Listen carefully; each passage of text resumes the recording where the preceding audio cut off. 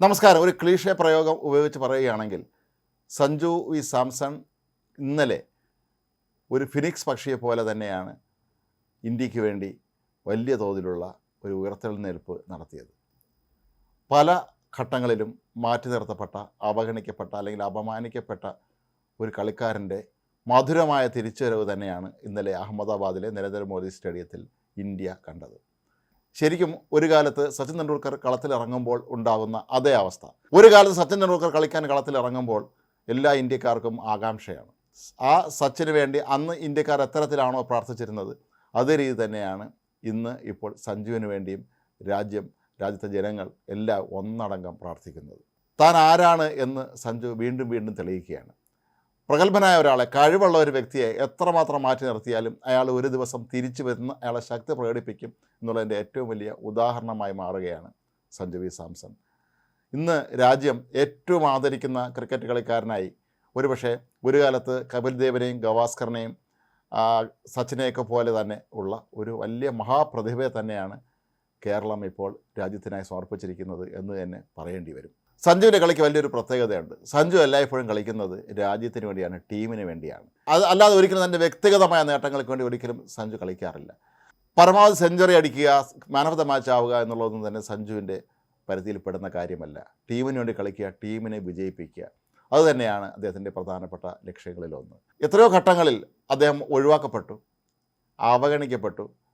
Indian ടീമിൻ്റെ തന്നെ നടുനായകത്വം വഹിക്കുന്ന പലരും പുച്ഛത്തോടുകൂടി സഞ്ജുവിൻ്റെ പേര് പരാമർശിച്ച സന്ദർഭങ്ങളുണ്ടായിട്ടുണ്ട്. പക്ഷേ അപ്പോഴൊന്നും തന്നെ സഞ്ജു മറ്റു പലരെയും പോലെ പരാതിപ്പെടുകയോ പരിഭവിക്കുകയോ കരയുകയോ ഒന്നും ചെയ്യാതെ തൻ്റേതായ രീതിയിൽ മുന്നോട്ട് പോവുകയായിരുന്നു. ഏതായാലും ഇന്നലത്തെ ഇന്ത്യയുടെ വിജയത്തിൻ്റെ ശില്പി ആരാണെന്ന് ചോദിച്ചാൽ ഒരു സംശയവും വേണ്ട, അത് സഞ്ജു തന്നെയാണ്. സഞ്ജുവിൻ്റെ സ്വഭാവത്തിലുണ്ട് ഒരുപാട് പ്രത്യേകതകൾ. അദ്ദേഹം എല്ലാവരോടും സമഭാവനയോടെ സ്നേഹത്തോടെ ഇടപഴകുന്ന ഒരു വ്യക്തിയാണ്. പലപ്പോഴും നമ്മുടെ രാജ്യത്ത് ക്രിക്കറ്റ് താരങ്ങളെക്കുറിച്ച് വരുന്ന ഒരു ആരോപണം, ഇവർ പലരോടും മോശമായി പെരുമാറുന്നു. ചില സിനിമാ താരങ്ങൾക്കുള്ളതുപോലെ തന്നെ ചില ക്രിക്കറ്റ് താരങ്ങൾക്കും ആളുകളോട് പുച്ഛവും അതുപോലെ അവരോടും അപമര്യാദയെ പെരുമാറുന്ന സംഭവങ്ങളൊക്കെ നമ്മൾ എത്രയോ റിപ്പോർട്ട് ചെയ്യപ്പെട്ടിട്ടുണ്ട്. പക്ഷേ ഇന്നും ഒരു കൊച്ചുകുട്ടിയാണെങ്കിലും ഒരു മുതിർന്ന ആളാണെങ്കിലും ഒക്കെ തന്നെ സഞ്ജു അവരോടെല്ലാം ഒരേ സ്നേഹത്തോടെ പെരുമാറുന്നു. ഒരുപക്ഷെ കേരളം കണ്ട അല്ലെങ്കിൽ കേരള രാജ്യത്തിന് സംഭാവന ചെയ്ത ഏറ്റവും പ്രമുഖനായ ഒരു ക്രിക്കറ്റ് കളിക്കാരനായി സഞ്ജു മാറുന്നത് ആ ഒരു ചെറുപ്പക്കാരൻ്റെ സാധാരണ കുടുംബത്തിൽ ജനിച്ച സഞ്ജുവിൻ്റെ കഠിനാധ്വാനം ഒന്നുകൊണ്ട് തന്നെയാണ്. കഠിനാധ്വാനവും ആത്മാർത്ഥം തന്നെയാണ് സഞ്ജുവിനെ ഇതെല്ലാമാക്കി മാറ്റിയത്.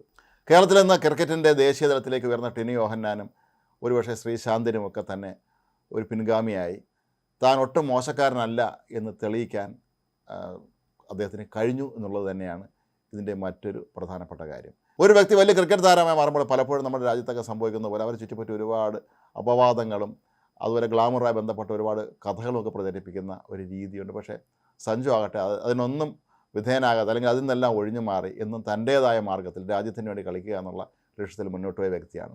തിരുവനന്തപുരം എന്ന കേരളത്തിൻ്റെ തലസ്ഥാനം ഇന്നലെ അഭിമാനം കൊണ്ടതും അതിൻ്റെ പേരിൽ തന്നെയാണ്. തിരുവനന്തപുരം നഗരത്തിലെ ഓരോ ഭാഗങ്ങളിലും ഇന്നലെ രാത്രി മുഴുവൻ വലിയ തോതിലുള്ള ആഘോഷങ്ങളാണ് നടന്നത്.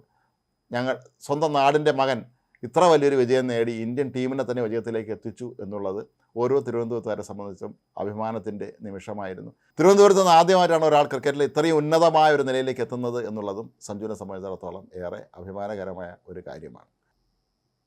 2013 രാജസ്ഥാൻ റോയൽസിനായി അരങ്ങേറി എമർജിംഗ് പ്ലെയർ പുരസ്കാരം നേടിയ 19 വയസ്സുകാരൻ ഇന്ന് 31ാമത്തെ വയസ്സിലാണ് തൻ്റെ കരിയറിൽ എന്തെങ്കിലുമൊക്കെ അർത്ഥം ഉണ്ടാക്കുന്നത് എന്നുള്ളതും ഒരു പ്രധാനപ്പെട്ട കാര്യമാണ്. 2015 ഇന്ത്യൻ ടീമിലെത്തിയ സഞ്ജു ആകെ മത്സരിച്ചിട്ടുള്ളത് ഏതാണ്ട് 65ഓളം കളികളിൽ മാത്രമാണ്.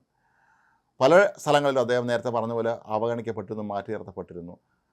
പക്ഷേ അതിനെല്ലാം അതിജീവിച്ചുകൊണ്ട് സഞ്ജു താൻ ആരാണ് എന്ന് ഇന്ന് ലോകത്തിന് മുന്നിൽ തെളിയിച്ചിരിക്കുന്നു. ഏതായാലും ഒരു മലയാളി എന്നുള്ള നിലയിൽ നമുക്ക് ഏറെ അഭിമാനിക്കാം.